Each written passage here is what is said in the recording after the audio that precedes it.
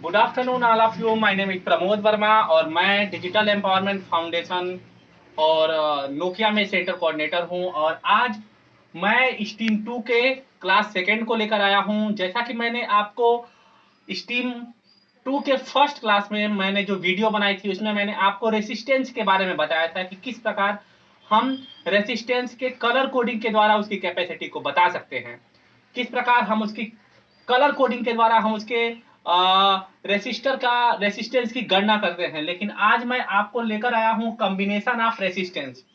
जैसा कि मैंने आपको रेसिस्टेंस के बारे में बताया था कि कोई भी रेसिस्टेंस होता है उसके कलर कोडिंग के द्वारा हम पहचान करते हैं कि वो कितने जो है ओम का है, चूंकि रेसिस्टेंस का मात्रक जो ओम होता है।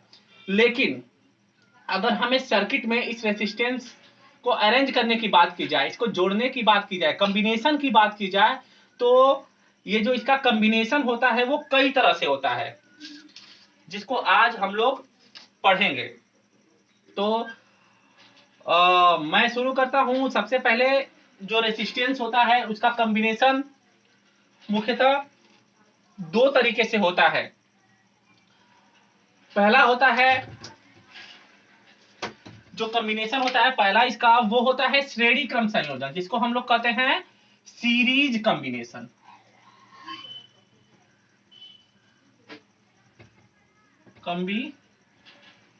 कॉम्बिनेशन सीरीज, सीरीज का मतलब श्रेणी क्रम में कॉम्बिनेशन। जैसे मान लिया जाए हमारे पास तीन प्रतिरोध हैं, हमारे पास आर ओम के तीन रेसिस्टेंस हैं, उनका अगर हमें सीरीज में जो है कॉम्बिनेशन करना है तो कॉम्बिनेशन ऐसा इस रूप में अरेंज किया था। इसको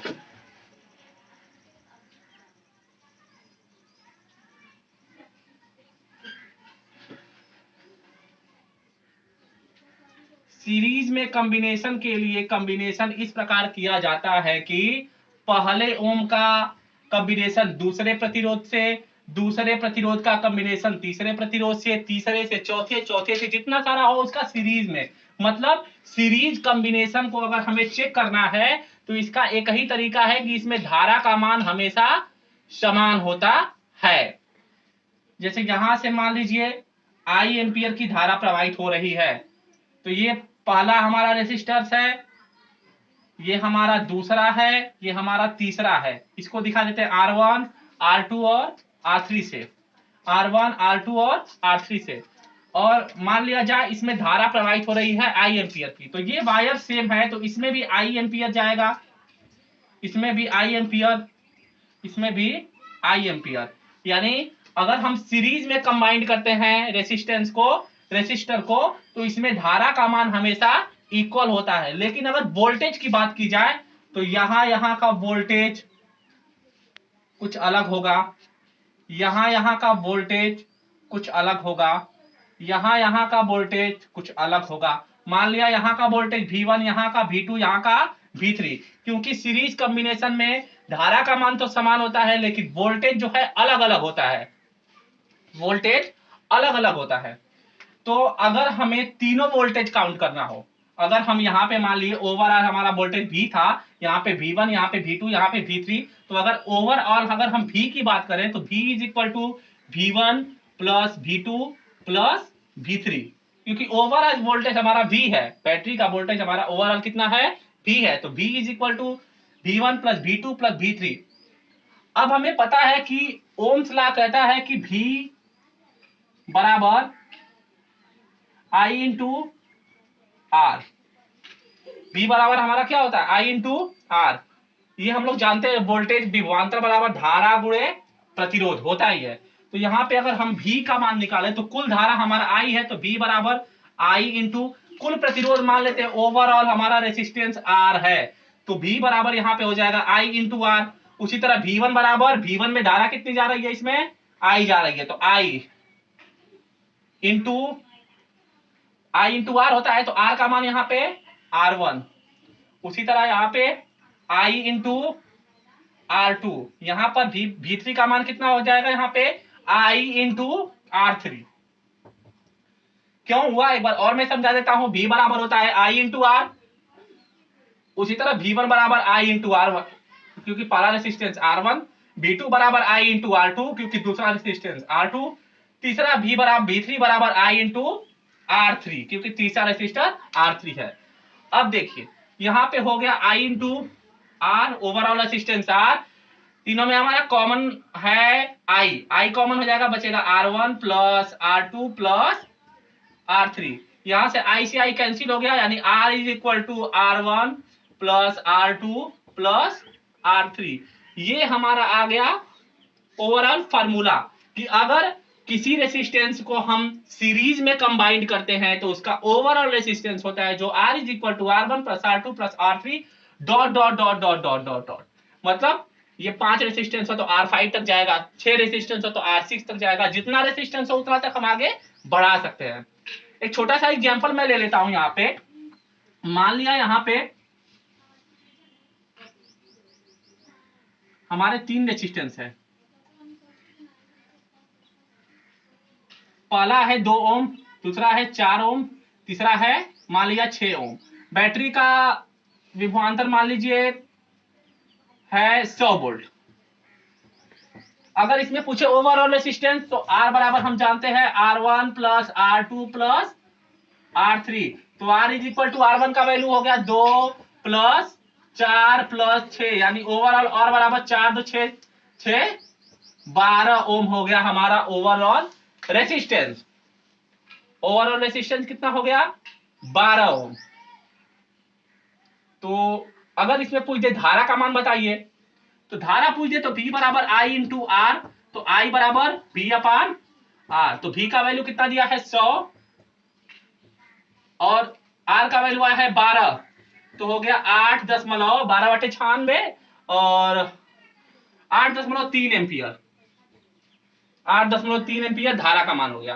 तो ऐसा जो है यहाँ पे कंडीशंस देखने को मिलता है कि अगर जो है सीरीज में कंबाइंड हो हमारा रेसिस्टेंस तो हमें कुछ नहीं करना है, बस R is equal to R1 plus R2 plus R3 कर देना है। और इसके बाद रेसिस्टेंस को सबसे पहले ये देखेंगे कि धारा हम प्रोवाइड करेंगे, धारा अगर सेम जा रही है, अभी कुछ देर बाद मैं आपको सवाल पूछ दूंगा, धारा सेम जा रही है तो हमारा सीरीज कॉम्बिनेशन है। कभी भी धारा सेम जाए तो सीरीज कॉम्बिनेशन होता है, और सीरीज कॉम्बिनेशन में ओवरऑल रेसिस्टेंस जो होता है R बराबर R1 plus R2 plus R3।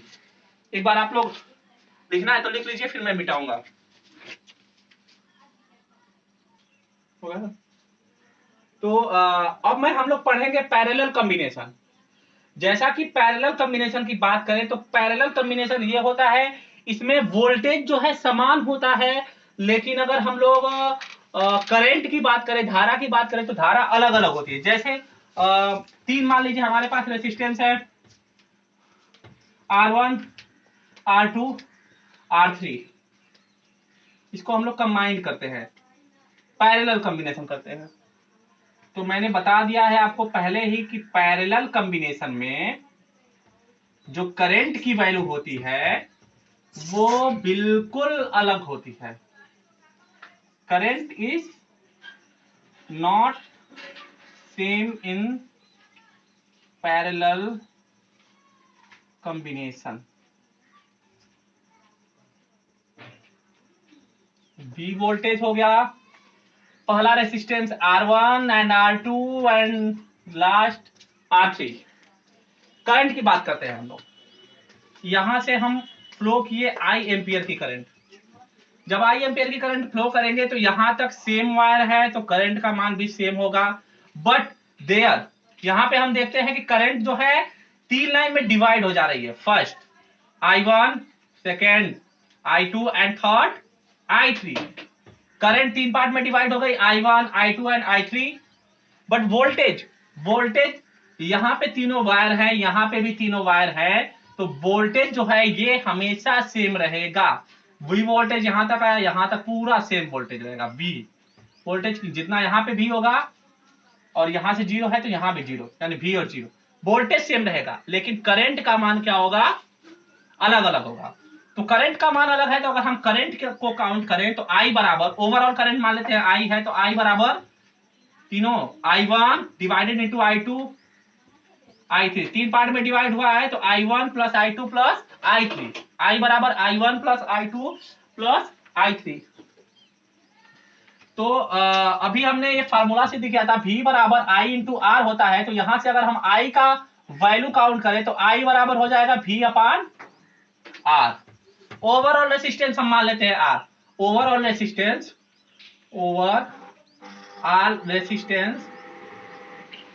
अगर हम मान लेते हैं R है, तो I बराबर I1 plus I2 plus I3, तो I बराबर होता है I is equal to V upon R। तो ओवरऑल वोल्टेज बराबर V, ओवरऑल रेसिस्टेंस बराबर R।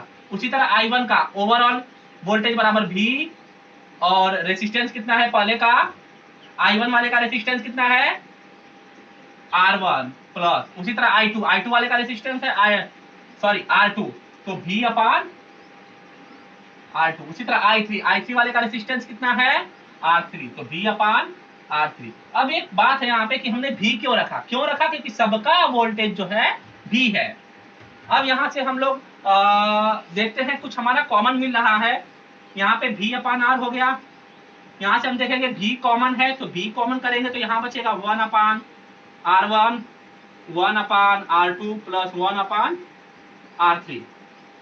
V से भी हमारा कैंसिल, यानी 1 upon R is equal to 1 upon R1 plus 1 upon R2 plus 1 upon R3। ये हमारा फार्मूला हो गया किसके लिए, पैरेलल कॉम्बिनेशन के लिए, कि अगर कोई भी रेसिस्टेंस है वो पैरेलल में कंबाइंड है, पैरेलल कंबाइंड पहचान करेगा। ये तरीका है कि सबसे पहले आप उसमें करंट फ्लो कीजिए, करंट का मान अगर सारे रेसिस्टेंस में सेम नहीं है तो हम कह देंगे कि वो पैरेलल कंबाइंड है, और ऐसी स्थिति में 1 by R is equal to 1 by R1 plus 1 by R2 plus 1 by R3 dot dot dot dot. तो इसे आप लोग एक बार लिख लीजिए। चलिए, तो एक प्रॉब्लम हम लोग इस पे सॉल्व कर लेते हैं। ये हमारा एक डायग्राम है जिसमें यहाँ पे हम देखते हैं कि दो रेजिस्टेंस है, 2 ओम 2 ओम, यहाँ पे 3 ओम 3 ओम। तो यहाँ से हम सबसे पहले देखेंगे कि ये पहला जो हमारा है ये कौन से क्रम में है। अगर हम यहाँ से I एम्पियर की धारा प्रवाहित करते हैं तो यहाँ पे 2 वायर में धारा फ्लो होती है, I1 और I2। यानी अगर धारा का मान अलग अलग होता है तो हम उसके मानते हैं पैरेलल कॉम्बिनेशन। तो पैरेलल यानी ये 2 ओम 2 ओम, 2 ओम और 2 ओम इन कौन से में है, पैरेलल में। तो इन पैरेलल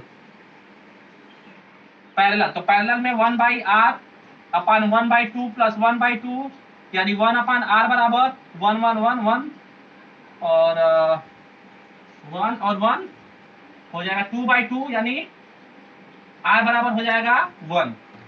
यानी अगर इन दोनों को हम कंबाइन करेंगे तो आ जाएगा 1। अब उसी तरह यहाँ भी हम देखते हैं ये दोनों भी पैरेलल में है, तो 1 बाई आर बराबर 1 अपान 3 प्लस 1 अपान 3, तो 1 बाई आर अपान 2 अपान 3। तो अगर r का वैल्यू हम करें तो r बराबर 3 बाई 2। r बराबर कितना आ गया 3 बाई 2। हाँ, r बराबर 3 बाई 2 हो गया।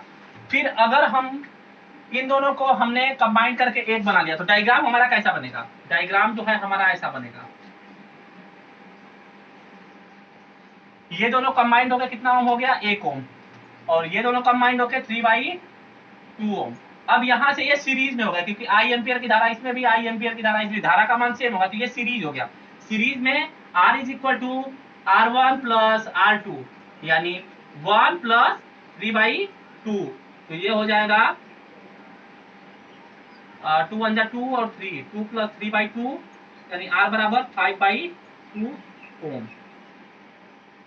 तो R बराबर 5 बाई 2 का मतलब 2.5 ओम, यानी ओवरऑल इसका रेसिस्टेंस कितना होगा 2 बाई 5 ओम, 2.5 ओम।